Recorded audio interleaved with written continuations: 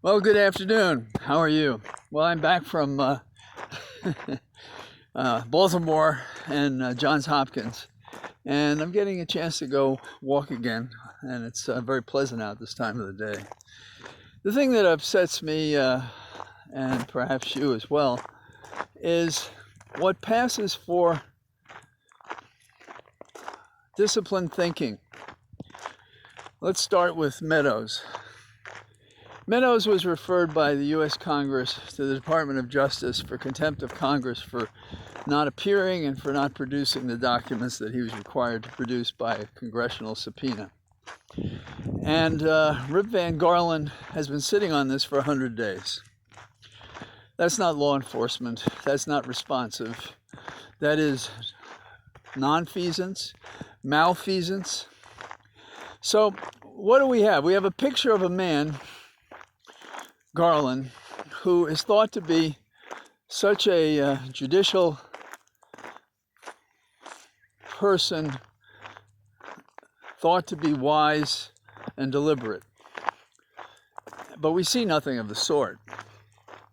And this is projected on him even as he fails the most rudimentary prosecution of a contempt of Congress. Present the facts. They're either sufficient or they're not. And you win or you lose. That's what you do with cases. You try them. Okay, so why are we talking about this, beating this dead horse? Because people are talking as if, well, now that there have been recent disclosures, Garland, he's got to go forward. No, he does not.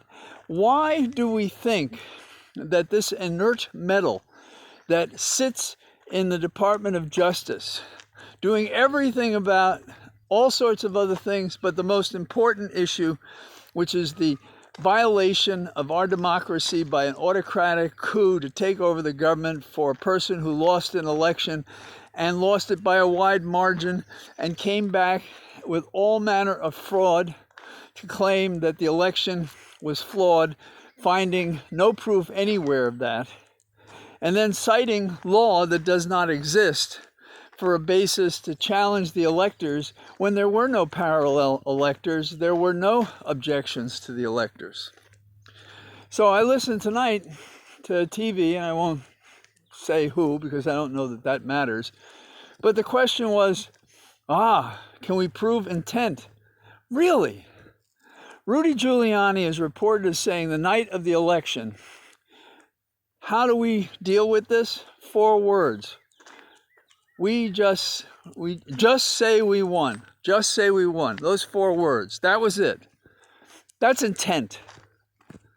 And they knew it before that in the election. And they knew there was going to be violence. The recent, disclosures show like this is an illumination. It's not an illumination. We knew all this on January the 6th. We knew that when we had the gap in communications. And what is happening instead? This same Justice Department is investigating Hunter Biden. It sounds like Barr is still the Attorney General. How is this possible?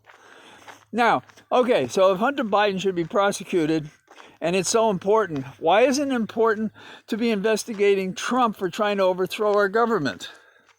I don't have a good answer for that. And we have this new fellow, Whittam, and some people said, see, look at that, we're moving forward. No, we're not moving forward. The guy has no staff. He has no authority to indict anyone. He is another one of these place savers to say, see, we have this guy over here, and he's going to investigate. Well, what? Does he have a grand jury? Has he summoned anybody? Has he summoned Meadows, for example? By now, would Meadows take the fifth? Probably not. He feels he's totally secure because it looks like even Garland is prepared to give them a smooth run into the elections for president so that Trump can come in again and say, it's all okay, and then pardon everybody. It's ridiculous. We have McCarthy on tape saying that he thought Trump should resign. And now he says, oh, no, I didn't mean that. This guy would be Speaker of the House if the voters decide to return more Republicans than Democrats. Well, here's my take on this. My take is if we're really going to investigate the president and the knaves around him, you don't use the oath keepers who have such tiny information about this. You go to the people who were in the room, the aides, like the one who put it to Mark Meadows for knowing about the violence beforehand, premeditation.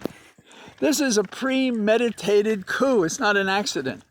And I agree with Raskin, Representative Raskin, who's on the January 6th committee, who says one of the most telling things is when they asked the vice president to get in a car and to flee the Hill, and he wouldn't get in the car. Because he knew if he did, he would not get to approve the electors and Biden for president. This is a really simple task in terms of the starting point. The starting point is to have a prosecutor who is not beholden to Garland. Absolutely not. Garland cannot be trusted. He shouldn't even be in the Justice Department if the most important prosecution in American history is being overlooked for reasons not explained to the general public, although we can guess what they are. We have to have a special prosecutor. We have to give him staff, or her. We have to create a team, and it should be a Get Trump team, whatever they call themselves, because otherwise it's a meaningless exercise. We don't want to put Meadows in prison, not unless right next door is Trump. That's our objective here. Has America gotten so soft that they can't stand up to a bully, and they can't stand up to those in a nation who would sanction autocracy and the dictatorial rule of Trump and his minions? Or are we the home of the free, land of the brave? What are we? Anything like that? And the question right now is, we don't know, because we talk a lot but we don't act a lot. And the only act in recent memory is a judge today said, "Hey, Trump, you failed to satisfy the subpoena, so you're held in contempt." But they're not putting him in jail. I would put him in jail. We always pull up short. What is this cowardly action? People understand when you come out strong and clear and say what you mean and mean what you say and fight like mad for that outcome. We're not doing that. So, also, Holly at the hospital, doing pretty well. When I say pretty well, it means there haven't been any emergencies, there haven't been any setbacks, but the pace is slow. Very hard work for Holly. We walked down a hallway together at the hospital, and that was a kick. She just has to do more of that. And there are like 30 different measurements that happen every day, and handfuls full of pills that she has to take. So that's what I got for today. I will come out and do walk and talks when I can. All the best. Bye-bye.